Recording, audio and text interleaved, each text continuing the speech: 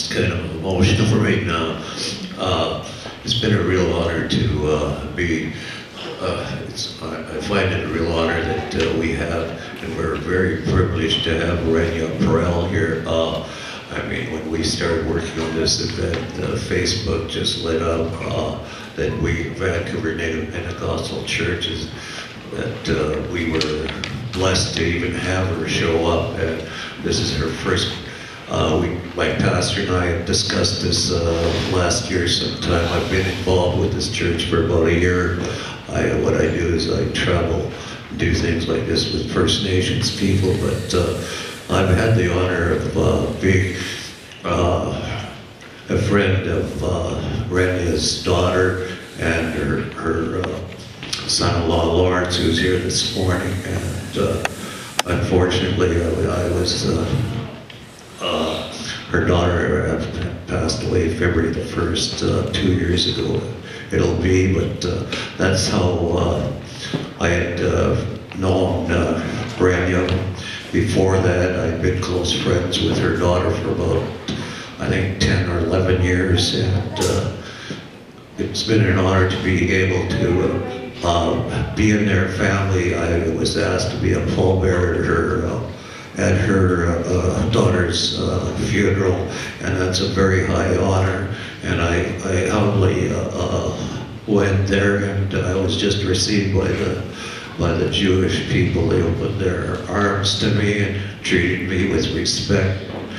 I'm sorry, I'm kind of emotional right now, but at this time I'd like to just bring up Renia Perel, and she has touched, I have her book and her CDs here, and if anybody wants to come and see me later, and I'm going to be setting up the chair here for Renia to come, and I just welcome Renia Perel to share her story of and it's a powerful story.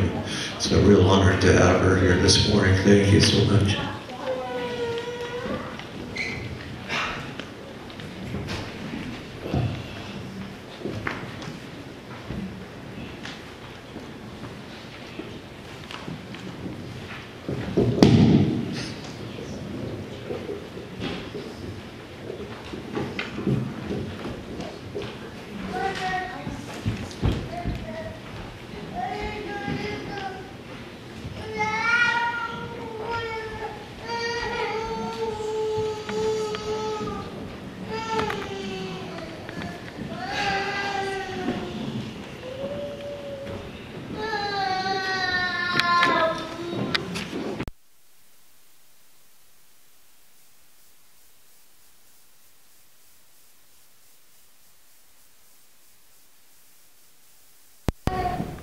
Today, I am very honored to have been invited by Pastor Bruce Brown and Wendy Palmer, Dr. Wendy Palmer, to speak to you about my journey of survival during the Holocaust.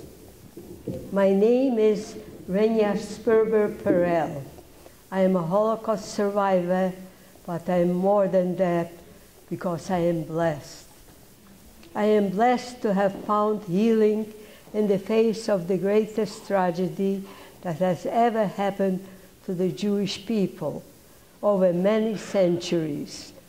Blessed by the generosity and compassion of people who risked their lives for mine. And I am also blessed with the freedom to tell my story that we might all share in the healing.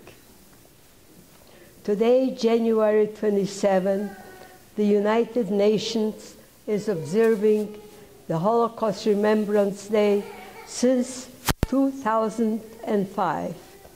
By consensus, 104 countries participated in the adaptation of the resolution.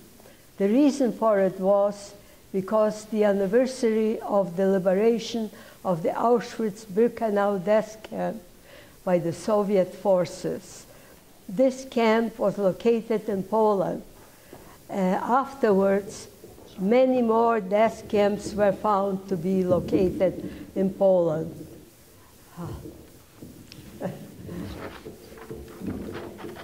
Okay, can you hear now? Are you sure? Testing, testing, now. Yeah.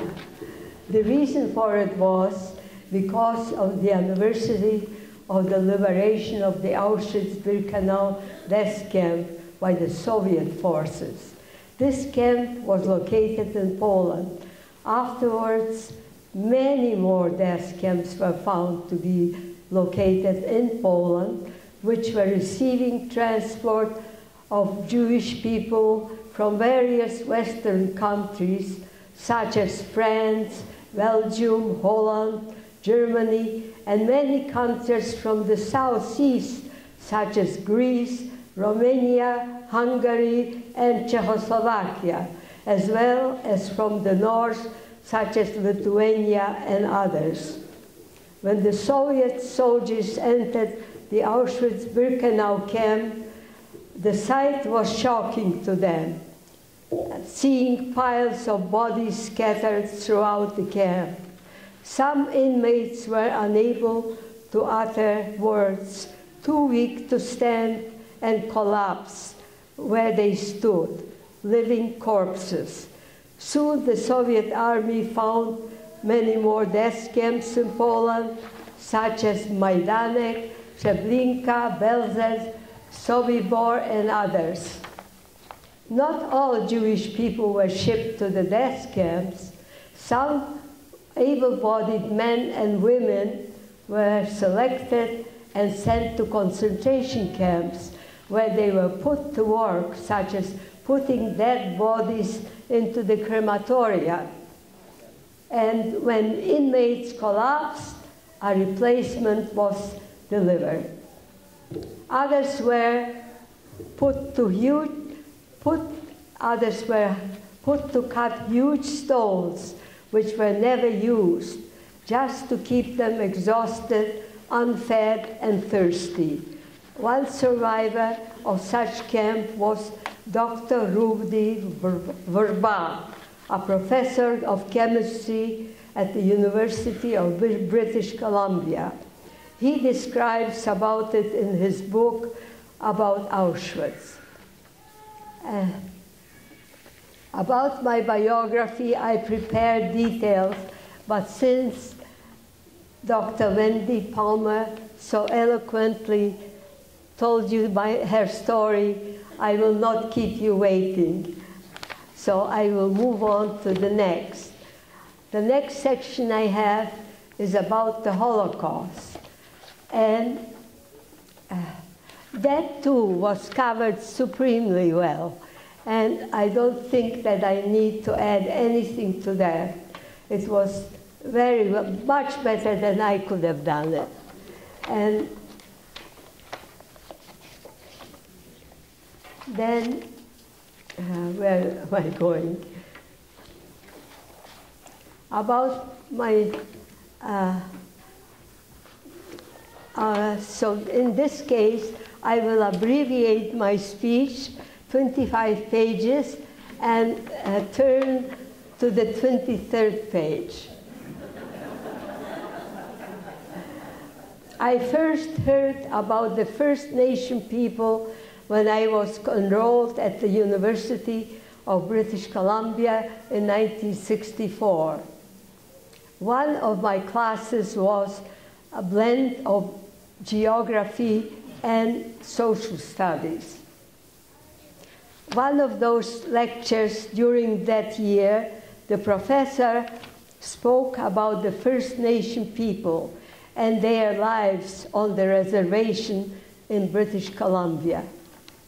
He spoke specifically of what happened to the native population.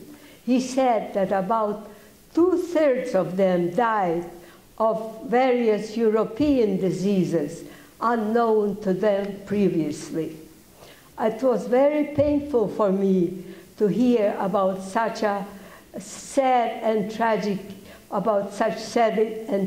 events happening to First Nation people. But the story does not end here.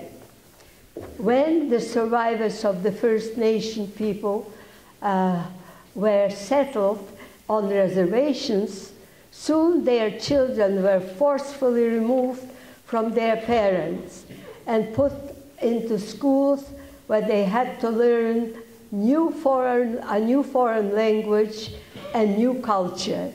There was great suffering for the parents and great pain for the children. This action grew to be a great tragedy for the First Nation people and their children. They lacked love and care by their parents and some teachers, and so that that way the parents too became victims of a cruel decision chosen by the white people. My survival may be different in ways, but the trauma remains in our hearts and in our minds. Today, we still have some survivors among us of that tragic time, both for the native people and Jews, who have now risen to unlimited, some of those have now risen to unlimited heights in spite of everything that has happened to them. Remembering the past is a blessing. Just as each day begins with a new dawn, for us survivors, it is also a new beginning, a renaissance. A new generation